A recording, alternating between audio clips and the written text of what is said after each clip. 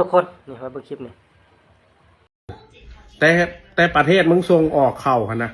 ยังมายืมตัวหนังสือลาวของประเทศลาวเขียนใส่ในเข่ากูบ่เข้าใจคือกันมึงมีตามึงสีกนางตามึงเบิ่งบ่เข่าไทยที่ส่งออกเขามาเขียนเป็นข้าวเหนียวสันปลาตอง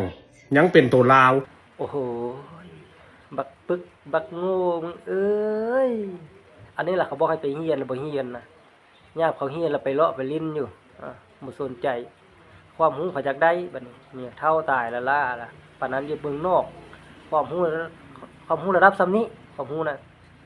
โอ้ตายไปบ่รอดบ่ซ้ำเด็กน้อยเฮียนจบประถมอยู่บ้านนี่ซับฟังเด้อเขาสิอธิบายง่ายๆเจ้าฟังเด้อตั้งใจฟังจังสิได้ความรู้จังสิได้เข้าใจว่าเป็นหยังไทยจึงบ่เอาตัวหนังสือลาวออกเวลาส่งเขาออกจากต่างประเทศนะเดี๋ยวไปฟังก่อนฟังได้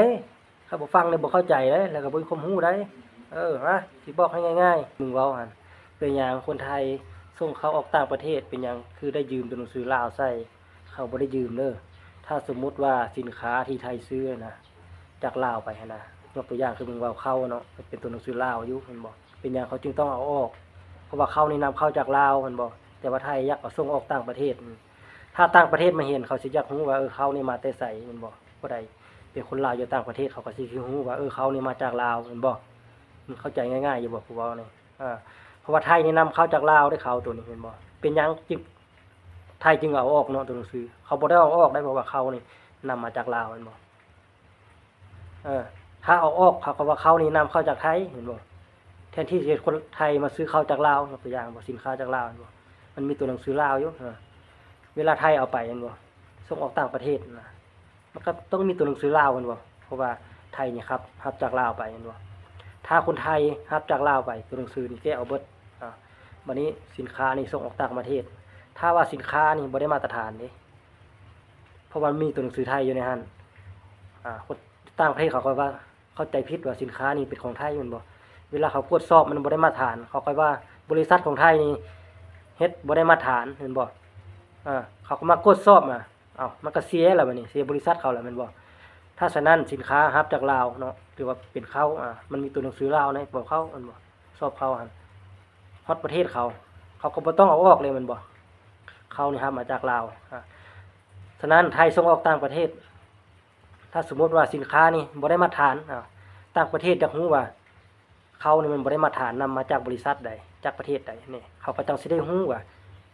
เขานี่นำมาจากลาวเห็นบ่เขาจึงสิได้ตรวจสอบง่ายขึ้นนี่มันก็จังสิบ่ได้เสียหายประเทศเขายกตัวอย่าง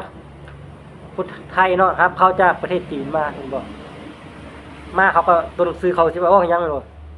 มันก็อยู่ในเอาเข้าก่อนตัวหนังสือหรือว่าสติกเกอร์เห็นบ่มันเป็นของจีนได้นี่นำเข้าจากจีนได้นี่ผู้ซื้อเขาจังสิฮู้เขานี่นำมาจากประเทศจีนนี่บ่ได้นำมาจากประเทศไทยนี่เขาก็จะเข้าใจง่ายๆแบบนี้มึงก็ฟังกูเว้าอยู่บ่นี่คันฟังกูเว้าก็นำไปปฏิบัติได้จังสิได้เข้าใจยกตัวอย่างคือมึงซื้อสินค้าของไทยแม่นบ่มาฮอดลาวมึงก็สิเอาออกบ่ตัวหนังสือไทยนะติดตัวลาวซื่อบ่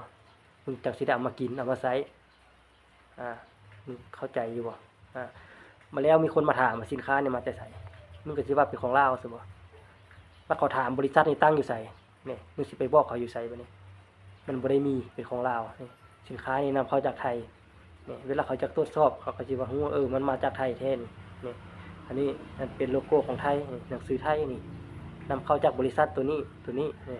เขาจังสิได้ฮู้ง่ายขึ้นเนาะมึงนั่นปึกโพดปึกแท้ปึกว่าบ่ฮู้อีหยังเลยอย่างนี้เพราะอยากเว้าหยังก็เว้าไป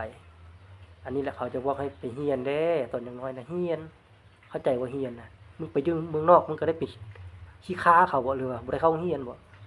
จนสิเฒ่าล่ะความรู้ยังบ่ได้มีโอ้ยมึงมีลูกเอาลูกไปเด้อไปเฮียนเด้อให้มันมีความรู้เด้ยกตัวอย่างนี่กูซื้อเสื้อนี่เป็นหยังคือเป็นนี่ทุ่งมันเป็นของไทยโลโก้เสื้อนี่บ่นี่คือมีกระทุ่งของไทยเป็นหยังเขาบ่แกะคือบ่แกะใส่ของลาวนี่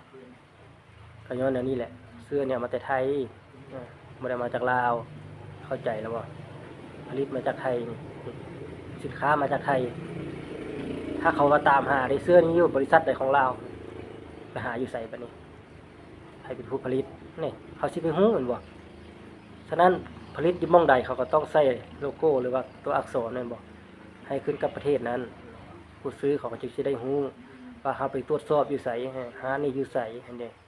เขาก็จึงสิได้ฮู้มันก็ต้องเข้าใจแนวนี้บักเป็ดกึกไปเฮียนได้เด้อฟังซำนี้แหละ